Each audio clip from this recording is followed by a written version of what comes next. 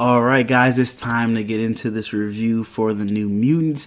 Yes, I finally watched the film about a day ago, and I'm going to try to give you a quick review without spoiling things first, and then I'll get into spoilers and talk all that. So, quick synopsis.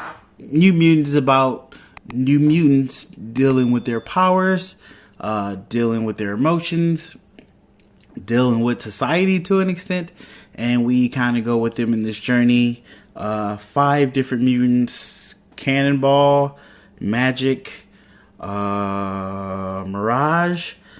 Sunspot, and Wolfsbane.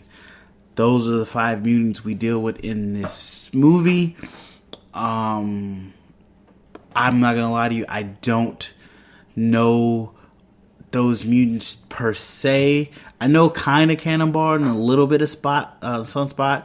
I know Magic is Colossus' sister to an extent, but I'm not deeply read on them, so their personalities, vaguely their powers, are still a mystery to me. So I wasn't big on the New Mutants comics and stuff like that.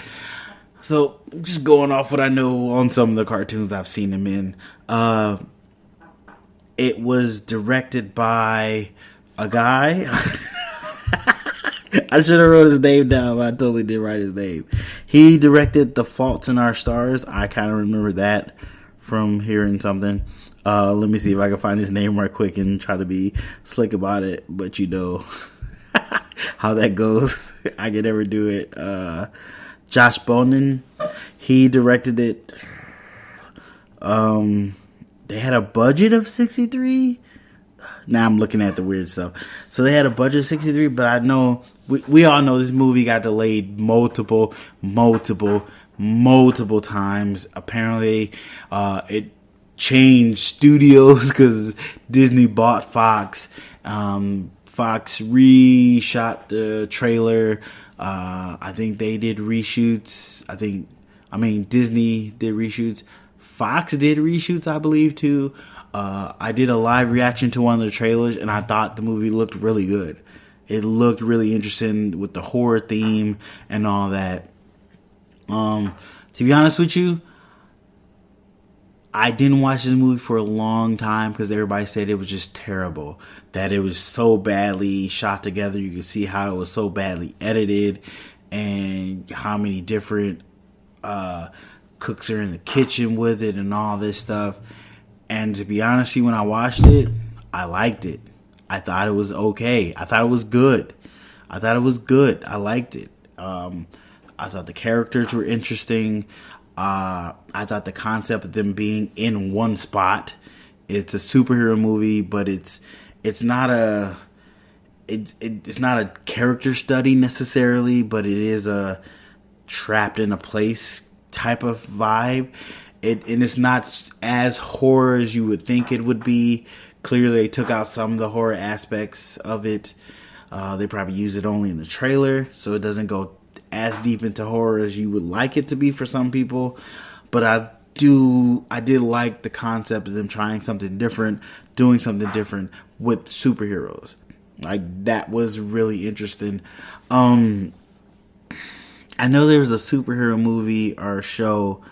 It's not The Boys. I'm not thinking of that one. But it was a movie where they did something totally different with superheroes that wasn't expected, and it really worked well. They do that here, but it doesn't work as well. It does feel old. It feels like it came out way too late. Like, if it wouldn't have got delayed so much when it did release, this probably would have did a lot better than they thought. It's very Breakfast Club, if that makes sense when you watch it. But it's good. I liked it. I did. It's a very simple story, easy to follow. There's no real twists and turns in it. Everything is kind of telegraphed throughout it. You kind of know why they're doing stuff. They do explain stuff to you a lot more than they should, but they're going for the person that doesn't know mutants, doesn't know this world. So that's understandable. We all understand that with most movies they do that. Some do it smarter than others. Some do it way worse than others. But yes, they do it. It for me, it didn't take me out of it. I didn't really pay attention to it that much. It didn't bother me. I noticed it, but I kind of, just let it happen and let it wash over me and moved on. Some people may not be able to take it out, and it stops them from enjoying stuff. But for me, it wasn't that bad of an issue. The ending is pretty good. It's a pretty good ending. It's now that I think about it, they did do they didn't do the blue laser in the sky thing. They got around that in a different way, which works. But I kind of knew what the ending was going to be. From the opening, you kind of can get the gist of where this story goes. But you're not there to see where it's going to end. You're there for the journey, which I was intrigued by the journey of them getting there. So I'm trying to get around a lot of stuff without saying it. So let's just get into it. Let's get into spoilers. So if you have listened so far, you haven't seen the movie, go watch it, come back and listen to the spoilers. So let's get into it. Let's just talk about the opening. The opening, I instantly knew it was her. I instantly knew it was her powers. We're dealing with mutants. We know this is how it happens. I instantly knew her powers. I didn't know if it's true or not, if what the doctor said, she was a sole survivor of the whole village. I didn't know her power wiped out the whole village. That's amazing. Her incarnating the bear demon, which is a really interesting way used as a fairy tale to keep your kid from being scared of the dark, ultimately becoming something so drastically dangerous, is an amazing callback to that. Great. I wish they would have went a little more in detail with that. Put that up front. I mean, they did sprinkle it throughout the movie when they were like, there's two sides. Everybody has two bear sides, which is really interesting. Also, that technically a Native American was the star of the movie to an extent. Get it? She wasn't necessarily the star. It was a lot of co-star. Nobody was really top billing. But that's really a positive move forward, which I don't see many people have talked about that aspect of it, which is very interesting for Hollywood to do. And this was supposed to be a pretty, not a blockbuster, but a pretty big movie. And for them to do that, kudos to them. Unfortunately, so many people got in the way of it, so it didn't come out when it's supposed to, so it could have been better. But I thought the opening was cool, seeing the explosion, and then bam, you're in the place. Also, that there wasn't a lot of other characters in this. Like, when you start thinking about it, it was like, there's only like 6 people in this. So you kept the budget low with actors per se. So I'm wondering where your money went, because I'm not going to lie, the special effects at times weren't the greatest, but they didn't pull me out. It was never like, oh, look at that. That looks horrible. Why are you doing that? That looks horrible. It was never that. I never got pulled out like that. Do I think they could have been better? Maybe here and there. But overall, I thought they were good. You shot in one location. That helps you save so much money. You're not globe-trotting around the world. Like, you don't need to globe-trot around the world to make a blockbuster action movie. That's unnecessary. You need a good story. You need good characters. You need good action. You have some good stuff in this. Like when she finally gets to, we're going to call it EC, because I don't know what the name of the place was called that they went. And she starts meeting the other characters there, the other teenagers there. That's another thing you gotta remember, they're teenagers too. So the way they're dealing with stuff, I think it hits perfectly. Because these are teenagers. Teenagers are stupid. When dramatic stuff happens to them, traumatic stuff happens to them, stuff either in their control, out of control, they go inward. And then they deal with that by being more rambunctious and crazy. This is a facts. So I think they did that aspect of that. But her meeting everybody and everybody being either kind of a dick to her, because that's teenagers. You're new. Who are you? And then add that on. We all have powers. And what's your power? Why? Who did you kill to get here? Because a lot of them are dealing with people they killed. Like, a lot of them are there because they killed somebody and they don't know how to control their power. Which is another aspect to their characters, which I think they did pretty good. Everybody's trying to get over the fact that they murdered someone, either by accident or on purpose, but they did. Except for Magic. She is there from childhood trauma. Don't know her whole story with the smiley face dudes, but clearly they're bad people, which made her be kind of corrupted and kind of hate people to an extent, which kept people from a distance to her. Classic defensive mechanism: keep people away, insult them before they can hurt you. Makes sense perfectly. But Danny is kind of your entry point into this world with everybody, and they literally get lied to, like, hey, you're here to control your mutant abilities because we don't want you to be a danger to yourself and others, and giving them this false idea that we're training you to be better, when they're actually training them to either be killers or to eventually take their powers.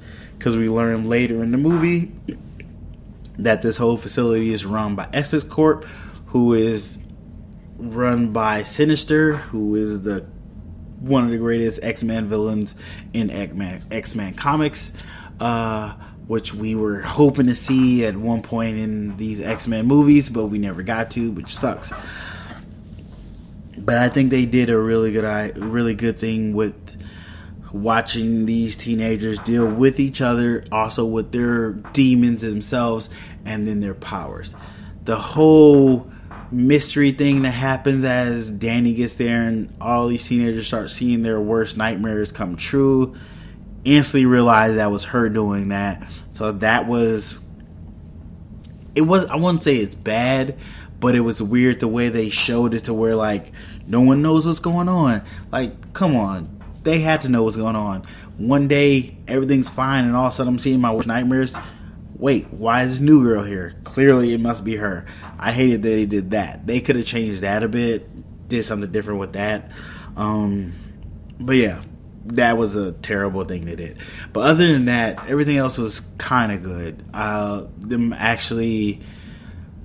The way they went into everybody's kind of backstory, how they got there through their nightmares, I kind of dug that. I thought that was a really unique way to get into that. A really cool way to show most of the characters' backstories. They did it for everybody in depth except for Wolfsbane and Sunspot. They didn't really go too deep on theirs, but they kind of gave you the gist of why they were there. And then the love story between Danny and, I think her name is Reina. It didn't feel shoehorned in. It was weird. They were watching Buffy, but once I saw what's her name kissing her girlfriend on there, I was like, oh, okay, I see where that's going. So that was pretty much telegraphed, but it still was okay the way they did it. It made sense. It wasn't like, hey, we're forced to be together. No, they kind of actually dug each other. Like, I could believe that relationship happened. Liked it. I did enjoy the movie. I don't know why they pushed it back so long, because it's not a bad movie. Nowhere near as bad as a lot of other movies. Wonder Woman 1984. But it was really good. I did like it. I would watch it again. Like, I was actually interested in these characters and seeing what happens to them.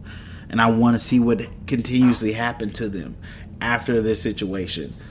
Let's talk about the big battle. So, of course, Danny's ability is to bring your worst nightmares to reality. They don't tell you how her power also any other way it can be used besides that. Can she do positive things with it? They don't ever say. I don't know that character per se in her actual power set in the comic books. I don't know if she can do that. But then we realize that when she goes unconscious, her own fears gets manifested as well, and that becomes a demon bear who eats the doctor. Oh, I forgot to talk about the doctor. So there's Dr. Reyes. She is the runner of the facility, which is, I get it, it's kind of weird that one lady's running everything, but she has voice control over everything too. She voice control the locks and stuff, and they're being monitored by a camera, which is, I'm assuming, Sinister is watching from, who gives her all instructions on what to do with the kids. And they're pretty much watching them everywhere. There's a certain place they thought... So there's a scene where they went in the attic and they thought they couldn't be videotaped there, which videotape there is happening. But yeah, the doctor is a mutant as well. She has the ability to create force fields. That's how they have them locked in here. So that's why I can understand them not needing a whole bunch of people to be at the facility, but I think they should have had more people at the facility, and they could have stretched this movie out more and gave a little more character development and depth if they had other people who got hurt or manipulated by the kids or burned or killed by the kids too, with other mutants there. I think that would have been cool, but that would have bumped their budget up, of course. But I think that would have been another way to go with that. Like I was saying, in battle, Doctor gets bitten. Wolfsbane's powers are really cool. She could turn to like a half wolf, so she's kind of still human, or she could go full wolf. Cool. And she can use her powers like kind of like Wolverine. She can morph her ear and hear, or she can use a smell. She has night vision. Really cool power set. Like at first I was like, oh, you could just turn into a wolf, but she can do a lot of stuff. It's really cool. But she scratches the doctor because she realizes the doctor's trying to kill Danny. So Danny's kind of in a sleep state, so her fear manifests. They have to fight this demon bear. That's when magic goes bonkers. She goes crazy. So she can teleport. She has a magical sword. She has that little purple dragon. Really cool power set. Really visually cool to see. And she's a beast. She knows what she's doing. She took out those smiley face guys. No problem. That was really cool. And then you get Cannonball finally getting to use his powers. And then Sunspot dealing with his issues of his powers and how it killed his girlfriend, and moving past that and actually using it and, manning up and helping save each other. And then them coming together somewhat as a little tight-knit family, taking care of each other. It works. I liked it a lot. I liked it a lot more than I thought I would, honestly. I thought it was going to be so bad we were going to just bash this. But it's actually a really good movie. Yes, it's not a perfect movie. Of course not. It's elements that have already been used. Some elements have been used before, but some of them not used for superheroes, which I liked. So definitely worth a watch. I definitely, if you're a huge X-Men fan, maybe not. Like, I think they changed some of their character personalities, but I think they were pretty much not spot on, but pretty close. I don't know if Wolfbane is lesbian. I'm not sure about that, but maybe that's true. I haven't read about her, so I don't know. But definitely worth a watch. I definitely say check it out. Should you rent it? Yeah, go ahead. I think it's like $5. Rent it. We're in a pandemic. You're not doing anything. But if you don't have $5, you can find it somewhere else. But definitely worth watching. I definitely think you should check it out. Definitely don't think about what everybody else is saying, that it's not worth watching. It's worth watching. I thought it was really good. I liked it. I liked it a lot. But that's my review of the New Mutants. Unfortunately, we won't see these people or these mutants anytime soon, since now Disney has control of Fox.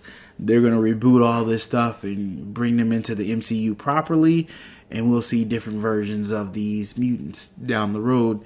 So this story won't continue, unfortunately, even though it was really good. I really did like it.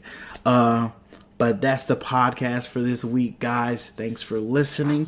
As always, Appreciate you checking us out.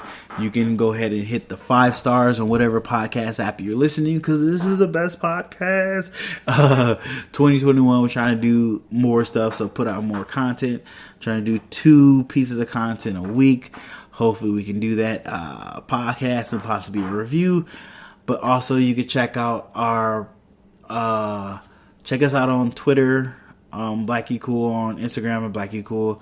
And of course, you can email us at BlackieCoolPodcast@gmail. If you would like to financially support us here at BlackieCool, you can check us out on Cash App at $BlackieCool.